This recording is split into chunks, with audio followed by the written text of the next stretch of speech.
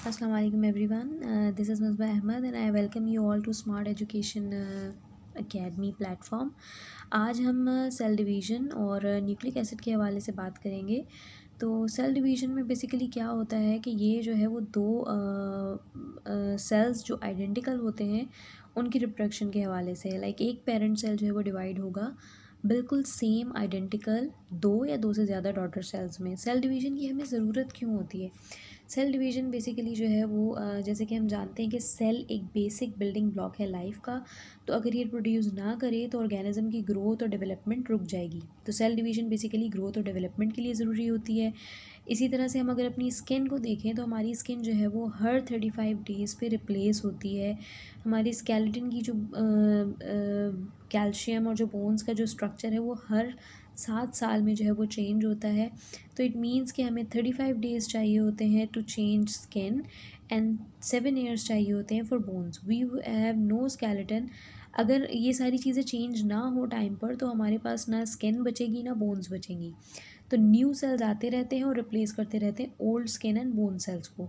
Similarly body has to produce certain cells regularly to keep their volume constant in the body. जैसे कि example के तौर पे red blood cells हैं वो 5 मिलियन पर mm³ जो है वो हमारी बॉडी में मौजूद रहने चाहिए, क्योंकि 120 डेज़ बाद जो है वो डेथ हो जाती है। तो अगर नया बैच नहीं होगा तो हमारे बॉडी में जो है वो ब्लड की कमी हो जाएगी। इसी तरह से अगर हम इंजर होते हैं किसी वजह से तो हमारे जो वूंड बॉडी पे आता है तो उसको हील करने के लिए भी नए सेल्स की ज़रूरत होती है, सेल डिवीज़न की ज़रूरत होती है। Similarly certain parts of human body and other organisms regenerate and this regeneration can not occur without cell division. Reproduction भी जो है वो इसी की कड़ी में आता है कि अगर वो भी कंटिन्यू नहीं रह सकेगी अगर सेल डिवीज़न ना हो रही हो, चाहे सेक्शुअल हो या एसेक्शुअल हो। सेल डिवीज़न बेसिकली जो है वो स्मॉल सेगमेंट होता है of larger cell cycle. Cell cycle जो है वो डिवाइड होता है 3 फेजेस में, जिसमें इंटरफेज आता है, माइटोसिस आता है और साइटोकाइनेसिस आता है। इंटरफेज में बेसिकली हमारे पास 3 फेजेस होते हैं, जिसमें होता है G1, S and G2। Interphase का नाम इस तरह रखा हुआ है, इसको रेस्टिंग स्टेज भी कहते हैं। लेकिन ये रेस्टिंग स्टेज ऐसा नहीं है कि इसमें जो है वो सेल कुछ काम नहीं कर रहा, आराम कर रहा है, बल्कि ये स्टेज वो होती है कि जहाँ पे सेल अपने आप को प्रिपेयर कर रहा होता है, ग्रो कर रहा होता है फॉर डिवीज़न। तो इसलिए जो है वो इसको रेस्टिंग स्टेज कहना जस्टिफाइड नहीं है। ये इंटरफेज़ है कि जहाँ पे सेल अपने आप को तैयार कर रहा है एक फेज़ से दूसरे फेज़ में जाने के लिए। और इसमें फिर 3 तरह की फेजेस होते हैं, G1, S and G2। G1 में क्या होगा कि सेलुलर कंटेंट्स जो है क्रोमोसोम के अलावा सारे के सारे सेलुलर कंटेंट्स जो है वो डुप्लिकेट हो जाएंगे। सेलुलर कंटेंट्स हम पढ़ चुके हैं, जिसमें माइटोकॉन्ड्रिया आता है, राइबोसोम्स आते हैं, एंडोप्लाज्मिक रेटिकुलम, गोल्गी एपरेटस, ये सारी चीज़ें, ठीक है। देन उसके बाद आता है एस फेज़। एस फेज़ में क्या होगा कि each of the 46 chromosomes is duplicated by the cell. अब जो क्रोमोसोम्स हमने जीवन में छोड़ दिए थे अब वो जो है वो डुप्लिकेट हो जाएंगे। देन उसके बाद G2 में क्या होगा, अब डबल चेक होगा कि जो आपके क्रोमोसोम्स जो डुप्लिकेट हुए थे तो उसमें कोई एरर तो नहीं है, और अगर है तो उसको रिपेयर करने की ज़रूरत है या नहीं है। तो ये वाला काम G2 के फेज़ में होता है। एंड देन उसके बाद माइटोसिस स्टार्ट होती है। माइटोसिस जब स्टार्ट होगी तो माइटोसिस इटसेल्फ खुद 4 फेजेस पे जो है वो डिपेंड कर रही होती है। अब माइटोसिस में क्या होगा कि आपका जो है ये वो प्रोसेस है, ज़्यादा यूकैरियोटिक सेल्स में होता है, जो कि सेपरेट कर देता है क्रोमोसोम्स को in its cell nucleus into 2 identical sets in 2 separate nuclei.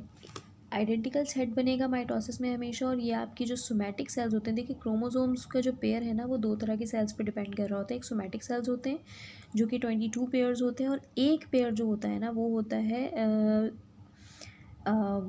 एक पेयर जो होगा आपका वो होता है सेक्स सेल्स से रिलेटेड, जो कि रिप्रोडक्टिव पेयर कहलाता है। और ये रिप्रोडक्शन से रिलेटेड होता है, मेल्स में स्पर्म एंड फीमेल्स में एग प्रोड्यूस करवाएगा। और ये जो सोमैटिक सेल्स होते हैं जो 22 पेयर्स होते हैं, तो ये आपकी सारी बॉडी के जितने भी डिफरेंट ऑर्गन्स हैं वो बनवा रहा होता है। लाइक आपके hairs, skin, nail, different internal organs, muscles, bones, ये सारे काम जो है वो सोमैटिक सेल्स करवा रहे थे। तो टोटल हो गए 22 + 1 23 पेयर्स, जो अगर आप खोलें तो आपके पास जो है वो 46 नंबर्स ऑफ क्रोमोसोम हो जाते हैं। फिर उसके बाद अब माइटोसिस इस तरह से चल रहा होता है कि इसमें यूकैरियोटिक सेल में डिवीजन होगी और सेम जो है वो आइडेंटिकल सेट्स बनते हैं न्यूक्लियस के, न्यूक्लियाई के, और सारा जेनेटिक मटेरियल सेम डिवाइड होता है। और इसमें जो है वो कॉम्प्लेक्स जो है वो बहुत तेज़ी से और बहुत कॉम्प्लेक्स फॉर्म का जो है ना माइटोसिस का डिवीजन होता है। इसमें 4 तरह के फेजेस होते हैं, प्रोफेज़, एनाफेज़, मेटाफेज़ एंड टीलोफेज़। अब प्रोफेज़ में बेसिकली सबसे पहले जेनेटिक मटेरियल जो है वो थिकेंड होना शुरू हो जाता है। एनाफेज़ में वो सेपरेशन स्टार्ट हो जाती है। मेटाफेज़ में कंप्लीटली सेपरेट अलग-अलग पोल्स पे चले जाते हैं क्रोमोसोम्स, क्रोमेटिड्स अलग-अलग होके। एंड देन टीलोफेज़ में क्या होगा कि न्यूक्लियर मेम्ब्रेन 2 अलग-अलग बन जाती है और जेनेटिक मटेरियल डिवाइड हो जाता है। जब जेनेटिक मटेरियल डिवाइड हो जाता है, फिर उसके बाद जो है वो साइटोप्लाज़्म जो है वो भी डिवाइड हो जाता है, जिसको हम कहते हैं साइटोकाइनेसिस। और उसके बाद फिर सेल मेम्ब्रेन भी 2 अलग-अलग साइटोप्लाज़्म के अराउंड बन जाती हैं और 2 सेल्स एक बिल्कुल इक्वल अमाउंट जैसे पेरेंट सेल में था वही सेम इक्वल अमाउंट लेके वो डिवाइड हो जाते हैं। तो ये माइटोसिस है। अब मियोसिस की जब हम बात करते हैं तो मियोसिस 2 तरह की होती है, मियोसिस 1 एंड मियोसिस 2। मियोसिस 1 में सेम प्रोफेज़ 1, एनाफेज़ 1, मेटाफेज़ 1, टीलोफेज़ 1 चलेगा और मियोसिस 2 में सेम यही चारों फेजेस जो है वो प्रोफेज़ 2, एनाफेज़ 2, मेटाफेज़ 2 एंड टीलोफेज़ 2 के साथ चलेंगे। अब मियोसिस में क्या होता है, मियोसिस जो है वो होती है सेक्सुअल रिप्रोडक्शन के लिए। तो डिप्लॉइड नंबर जो क्रोमोसोम हमें माइटोसिस में मिल रहा था वो डिप्लॉइड के बजाय हो जाएगा haploid. This is diploid cell, that is diploid cells are reduced to haploid cells that have a single set of chromosomes। ठीक, अब होता क्या है कि पेरेंट्स के पास से लाइक 23 पेयर्स जो है वो 23 जो है वो 46 होता है ना टोटल नंबर। तो 23 जो है वो फादर के पास से आएगा, 23 जो है वो मदर के पास से आएगा। तो ये हैप्लॉइड सेल्स आएंगे और एक डिप्लॉइड सेल बनाएंगे। ये मियोसिस का तरीका होता है। अब मियोसिस में जो है वो बेसिकली जो है वो हैप्लॉइड सेल्स जो होता है वो गैमीट्स का होता है, सेक्स सेल्स हो गए and they are form through meiosis. When gametes come together in sexual reproduction the diploid condition is reestablish. और जब वही बात मैंने जैसे की ना कि हैप्लॉइड नंबर फादर से हैप्लॉइड मदर से आता है एंड देन डिप्लॉइड बन जाता है, रीस्टैब्लिश हो जाता है। मेल गैमीट को हम स्पर्म कहते हैं एनिमल्स में, वाइल फीमेल गैमीट को हम ओवम या एग कहते हैं। मियोसिस जो है वो डिफ़र कर रही होती है सेल डिवीजन में माइटोसिस से। किस तरह की, that it involves 2 consecutive cell divisions, 2 consecutive cell divisions हो रही होती हैं।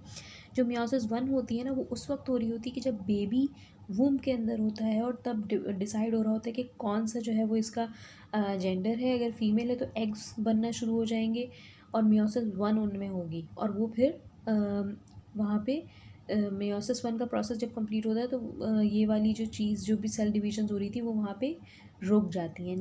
देन जब बेबी की बर्थ हो जाती है एंड देन प्यूबर्टल एज की तरफ जाते हैं तो फिर मियोसिस 2 का प्रोसेस कंप्लीट होता है। ये मेल फीमेल दोनों में यही होता है, वरना अदरवाइज़ मियोसिस 1 चलती रहती है। ठीक है, तो इसी तरह से मियोसिस 1 जो है वो थोड़ा मियोसिस 1 एंड 2 जो है वो लंबा प्रोसेस है जो कि before birth and after birth चलता है। बिफोर बर्थ मियोसिस 1 होगा एंड आफ्टर बर्थ जो है वो मियोसिस 2 चल रहा होता है। और इसमें वही बात, चारों फेजेस सेम वही रिपीट हो रहे होते हैं। और ये जो मियोसिस है ना इसके नतीजे में वेरिएशंस आती हैं क्योंकि जो क्रोमेटिड्स हैं ना क्रोमोसोम के वो जो है अपने आप को चेंज करते हैं। लाइक एक क्रोमोसोम अपने आप को अनफोल्ड करेगा तो एक जो उसका पार्ट होगा वो क्रोमेटिड होगा वो दूसरे वाले क्रोमोसोम पे जाके अटैच हो जाएगा, जैसे कि आपको इमेज में नज़र आ रहा होगा। तो ये जो लूप एक जगह से हट के दूसरी जगह जाती है तो यूनिक कॉम्बिनेशंस बनते हैं और यही बेसिस होती है कि जो हम सब इतने अलग अलग एक दूसरे से नज़र आ रहे होते हैं। और यही बेसिस बनती है जेनेटिक जो है वो डिसऑर्डर्स की। लाइक अगर कहीं पे जो ये ट्रांसफ़र हो रहा था क्रोमेटेड मटीरियल एक क्रोमोसोम से दूसरे क्रोमोसोम पे और वहाँ पे अगर कहीं गड़बड़ हो जाए या वो गलत जगह अटैच हो जाए या वो अटैच ही ना हो पाए किसी वजह से, तो क्या होता है कि जेनेटिक डिसऑर्डर्स पैदा होते हैं। अब कंपैरिजन कर लेते हैं माइटोसिस और मियोसिस का कि माइटोसिस जो है वो सोमैटिक सेल्स में होती है, मियोसिस रिप्रोडक्टिव सेल्स में होती है। देन क्रोमोसोम नंबर जो है वो सेम रहता है, डिप्लॉइड रहता है माइटोसिस में। मियोसिस में जो है वो क्रोमोसोम नंबर रिड्यूस कर जाता है हाफ, यानी हैप्लॉइड हो जाता है। माइटोसिस में 2 डॉटर सेल्स होते हैं जो कि प्रोड्यूस हो रहे होते हैं और सेम क्रोमोसोम नंबर्स के साथ, जबकि मियोसिस में 4 डॉटर सेल्स प्रोड्यूस हो रहे होते हैं। क्योंकि मैंने कहा ना मियोसिस 1 के रिजल्ट में आया, देन उसके बाद मियोसिस 2, तो वो 4 डॉटर सेल्स बनते हैं। माइटोसिस में जो है वो सेल डिवीजन में 4 फेजेस होते हैं, जबकि मियोसिस में जो है वो 2 क्योंकि डिवीजन्स हो रही होती है मियोसिस 1 एंड मियोसिस 2, तो उसमें फिर इसी तरह 4 फेजेस अलग अलग चलते हैं इनके। माइटोसिस में कोई क्रॉसिंग ओवर नहीं हो रही होती, जबकि मियोसिस में क्रॉसिंग ओवर होती है। जो वेरिएशन आ रही होती है वो बेसिकली क्रॉसिंग ओवर की वजह से आ रही होती है। क्रोमेटेड मटेरियल क्रॉस ओवर करता है, एक क्रोमोसोम से दूसरे क्रोमोसोम पे जाके लग जाता है क्रोमेटेड। देन माइटोसिस पे जब हम देखते हैं तो आइडेंटिकल क्रोमोसोम नंबर होता है पेरेंट सेल का और जेनेटिक मटेरियल सेम रहता है, जबकि मियोसिस में क्रॉसिंग ओवर की वजह से जेनेटिक वेरिएबिलिटी आती है और साथ में जेनेटिक डिसऑर्डर्स भी आ सकते हैं। माइटोसिस में जो है वो एसेक्सुअल रिप्रोडक्शन हो गई, ग्रोथ जनरल ग्रोथ हो गई या रिपेयर ऑफ द बॉडी, ये वाले सारे काम माइटोसिस में हो रही होती है क्योंकि ये सोमैटिक सेल्स में हो रही होती है। देन उसके बाद मियोसिस जो है वो सेक्सुअल रिप्रोडक्शन के लिए काम आती है क्योंकि इसमें सारी जो डिवीजन है मियोसिस की वो सेक्स सेल्स में हो रही होती है। ये तो आपका हुआ cell division, mitosis and meiosis और क्या क्या इनके फेजेज़ हैं। आई होप कि ये आपको समझ आया होगा।